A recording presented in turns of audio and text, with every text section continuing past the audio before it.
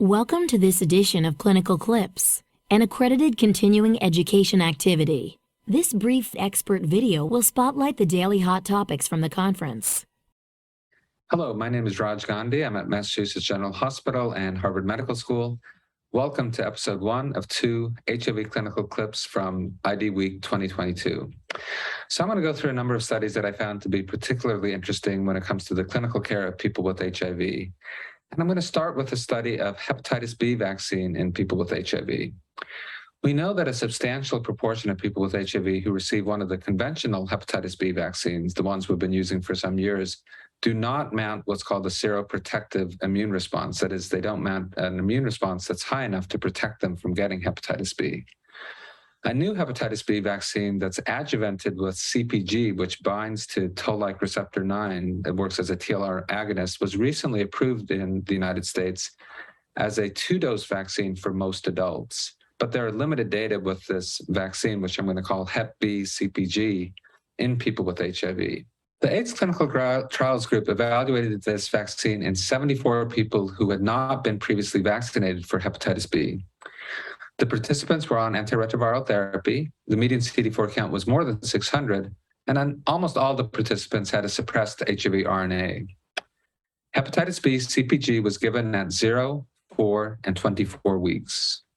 And there were really remarkable results. 100% of the participants in the single-arm study achieved a seroprotective response after 3 doses of the Hep B CpG. And even equally interesting, 98.5% of individuals in the study achieved a seroprotective response after just 2 doses of the Hep B CpG. So what are the take-home lessons?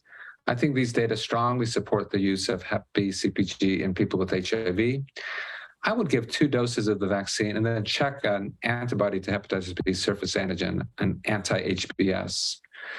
For the few people who don't have a seroprotective response after 2 doses, then I would give 1 more dose of the vaccine and check an antibody again. I look forward to data with this vaccine in people with HIV who have been previous vaccine non-responders.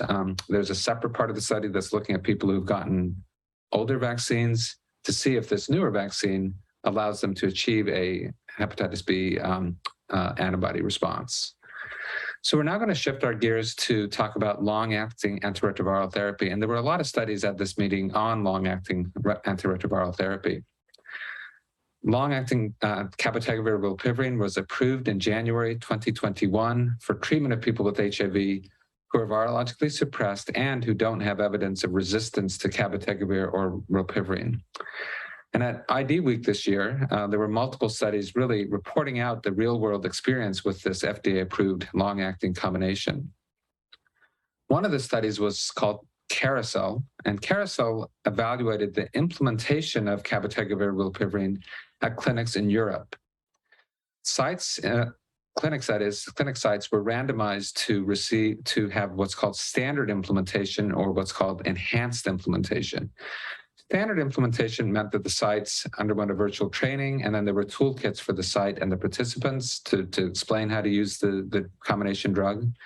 And then enhanced implementation sites, they received the same training, but then they got longitudinal training that went forward in time, along with kind of check-ins, kind of a continuous practice, continuous quality improvement model. Now, a total of 430 people with HIV were enrolled and treated with long-acting cabotegravir and rilpivirine.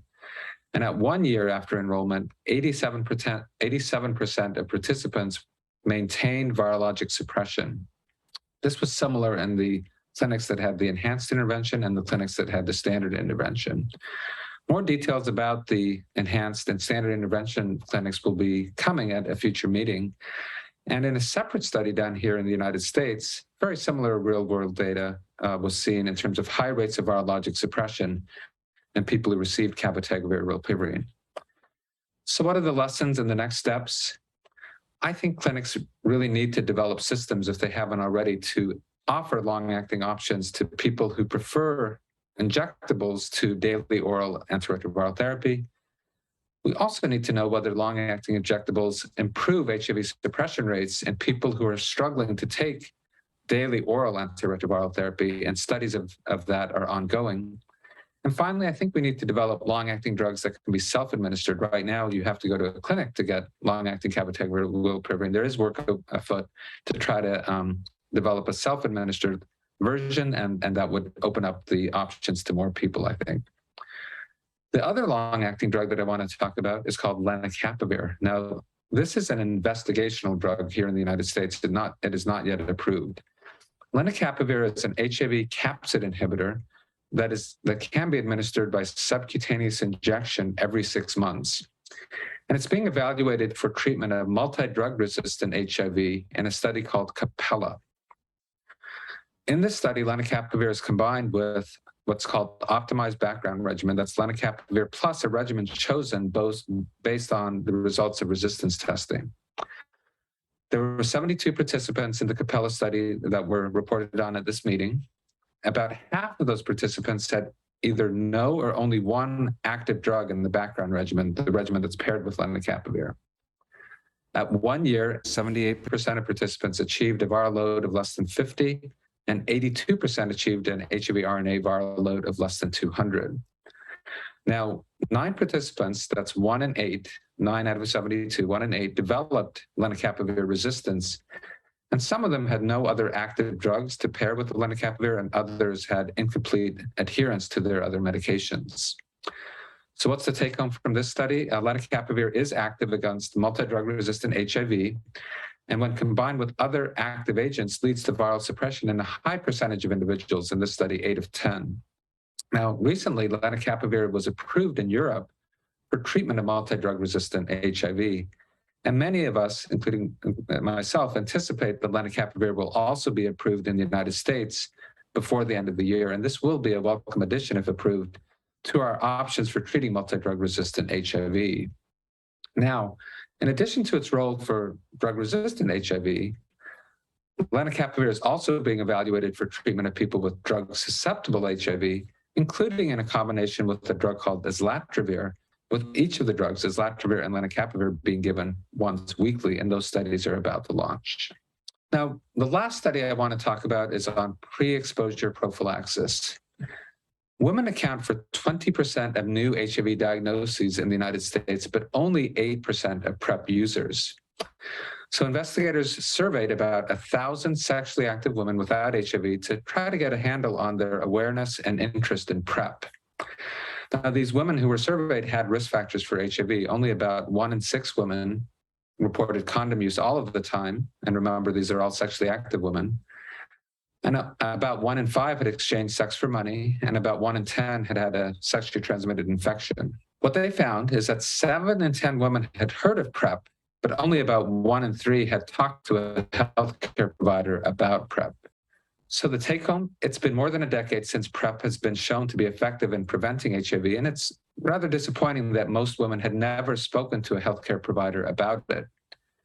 In 2021, the CDC revised its PrEP guidelines to really recommend that all sexually active adult and adolescents should receive information about PrEP. So this study shows that information about PrEP needs to be fully integrated into primary care and discussed with all sexually active women and men. So thank you for joining us for episode 1. Please refer to the landing page for slides, and be sure to come back for our second episode from IDWeek 2022. We hope you found this activity useful and educational. To receive continuing education credit and to download your printable certificate, please return to the activity webpage and click on the Claim Credit button associated with today's clinical clip.